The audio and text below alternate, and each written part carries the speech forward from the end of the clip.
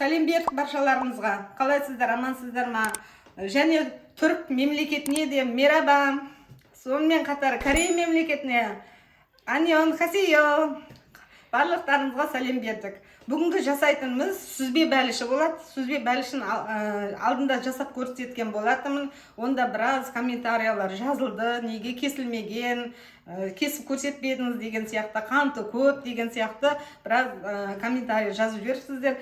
Бірақ сол нені қайтадан бір құпиясын айтпай, мен сол нені жасап жүрген болатым бәлішті. Енді бүгінгі жасайтын бәлішіміз сол бәліш, бірақ соған тағы да бір құпия нәрсені қосатын боламын. Көз алдарыңызда жасап көрсетеміз. Және сол піскеннен кейін кесіп те көрсететін боламын. Бізге қажетті өнімдер, бірінші ұн керек болады. Одан кейін барып қантымыз. Содан кейін мына закрома майының жартысын, сосын 3 жұмыртқа және разрыхлитель. Мына соңғысы мейіз, осы құпиясы. Ал енді біз жасалу жолын көрсететін боламын. Бірінші ұнымызды саламыз. Бисмиллахиррахманиррахим. Ұнымызды салдық.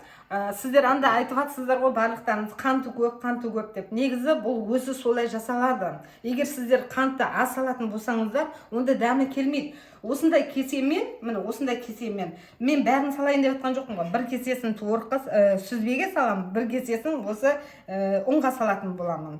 Сондықтан міне осындай кесе үйлеріңізде бар шығар, шай ішетін кесе. Неужели біреуіңізде жоқ? Осындай кесемен бір кесе қант салып жіберіңіздерші, болды. Міне, бісміллә. Міне дайын болды. Енді қолмен кішкене былай араластырып жіберейік. Қант көп етіңіздер. Үйімде қант көп шығар, сосын мен қант көп қосылған шығармын енді. Бірақ негізі өзінің несінің рецептісі бойынша қант солай қосылу керек. Себебі дұрыс шықпай қалуы мүмкін. Бісміллә. Дұрыс шықпай қалуы мүмкін. Сондықтан қанты. Міне бірінші ұнымызды салып алдық, одан кейін барып қантымызды қойдық. Енді мынау закрома майының жарысын кесіп, қазір қолмен араластыратын боламыз. Міне осылай жаймен деп араластыра береміз. Енді қазір біз арасына разрыхлитель қосатын боламыз. Осыдан разрыхлительді жаңа шай қасықтан осылай шай қасықтың ұшымен қоссаңыздар жеткілікті. Өйткені бұл жердегі ұн көп емес қой. Бір кесе ұнның бір 200 граммдай ұн болуы мүмкін. Сондықтан разрыхлительді қасықтың ұшымен қосқан дұрыс. Міне достар, әбден осылай қолмен мүжғылап, ішінде түйіршектері қалмау керек. Сол түйіршектерісіз жаңа өзі ұнтақталған сияқты болса, нағыз осы сүзбе бәліші болады. Негізі мен осы сүзбе бәлішін мен ютубта да, инстаграмда да мен кездестірмедім, шыны керек.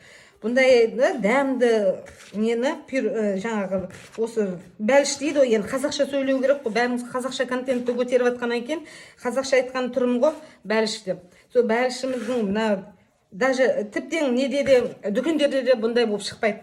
Өздеріңіз үйлеріңізде жасап көргендеріңіз болса, комментарийға қалдырып кетіңіздер, жарай ма? Сондықтан жасап көріңіздер. Тек кінә бұл кесіп көрсетпегендікі және қанты көп болды деген көп комментарий келді. Мені көрдіңіздер ме? Шашырап тұр. Әдемі бұл. Сондықтан түйіршектер қалдырмаңыздар. Мені дайындап болдым. Енді осыны қазір екіге бөлеміз. Көз мөлшерімен екіге бөлеміз. Бұл неге? Бір астына және үстіне екі бөліп салғанға осыған екі не бөліп осылай дайындап қоямыз. Өзімізге ыңғайлы болу үшін. Достар, енді мына жерде сүзбемізді, мен 650 грамм сүзбе болды мына жерде. Сосын сүзбені жаңа дүкеннен алып жатқанда қарайсыздар ғой. Кейбір сүзбелер жаңа бірден сатылымға шығады, кейбіреулер тұрыңқырап қалады, сонда бір ашыңқыраған, бір дәмдер береді ғой. Сол кезде қантты көбірек қосқандарыңыз дұрыс болады. Өйткені андай қышқылтым, сосын кейін ненің бәліштің дәмін алып кетеді. Осыған қазір қантымызды қосамыз, осылай кесемен. Бісміллә.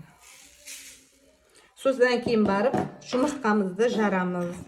3 жұмыртқа дайындап қойдым.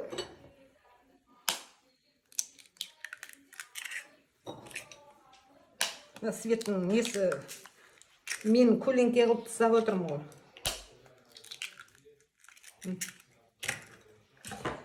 Енді қазір осыны жақсылап араластыратын боламыз. Көп араластырудың қажеті жоқ. Жаңа жұмыртқамен осы қантты бірге араластырып, ыстық болған кезде өзі дәмін беріп тұрады. Сондықтан көп қалай қозғаудың қажеті жоқ ойдағыдай.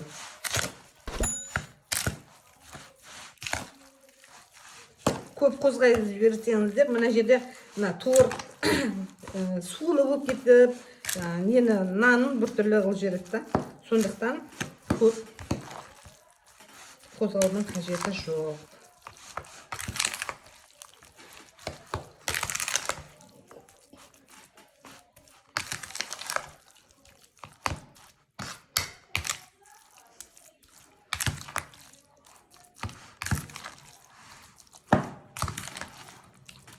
Болды. Ендігісі жаңа құпия дегеніміз осы мейіз. Осы мейізі, бұл мейіз мына жерде 100 грамм.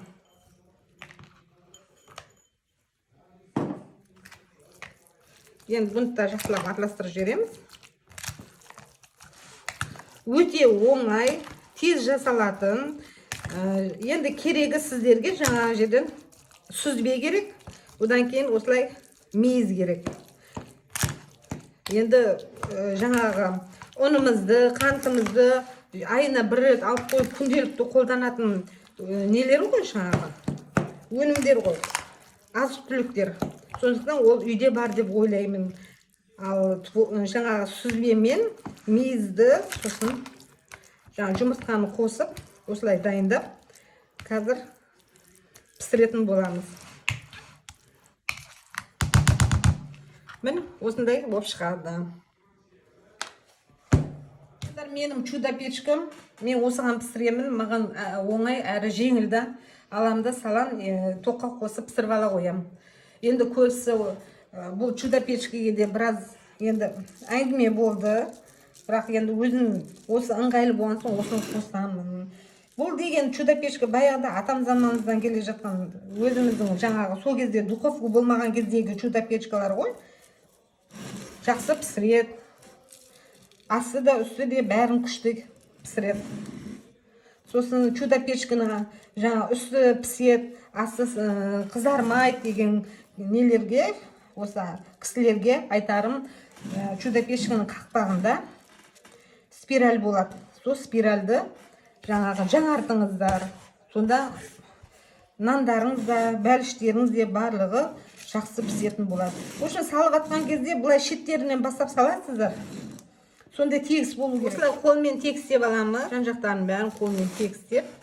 Қазір енді үстіне творогты саламыз қазір. Осы дайын қоспаны қазір осыған салатын боламыз. Бисмиллахир-рахманир-рахим.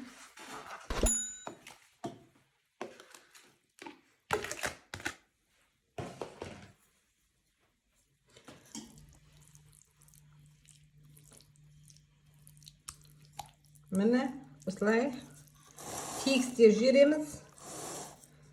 Содан кейін бірдей қылып жан-жақтары, жан-жағы төмен, ортасы жоғары болып кетпес үшін жанына қарай осылай қасықпен жүргізіп шығамыз. Сосын мейізіміз, осы енді осы жолғысы мейізбен тіптен тәтті күшті болады, дәмі керемет болады. Алдындағысын жасағандарыңыз болса, комментарийға жазып кетіңіздер. Мен сіздердің жаңағы жазған комментарийларыңызды күтетін боламын. Мен үшін де қуанышты, жасап көріп, дәмін айтсаңыздар, мен қуанып қалар едім. Ендігісі мына үстіне, мына осы нені, онымыз дайын қоспамызды енді мына үстіне себеміз. Тоже жаңағы осылай себелеп шығамыз. Осында бар ғой, негізі дәмін көрген адамдар болуы мүмкін.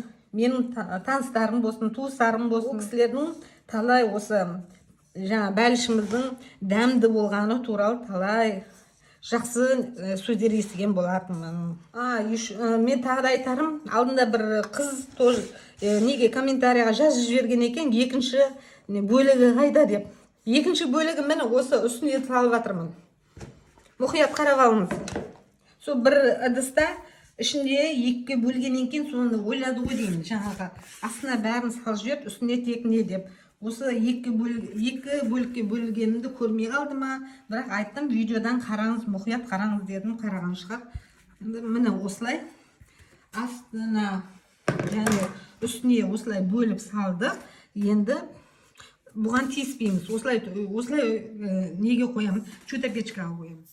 Міне мына жерге алып келдім. Осы жерде отырып ыңғайлы ма? Осы жерден түсіру берем. Печкасын жабамын.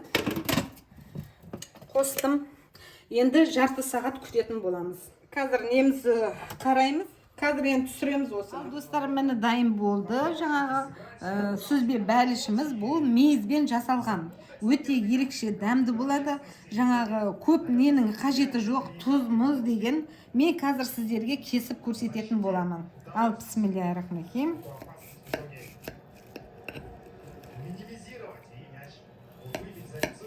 Қалай жасадым, солай жасап көріңіздер.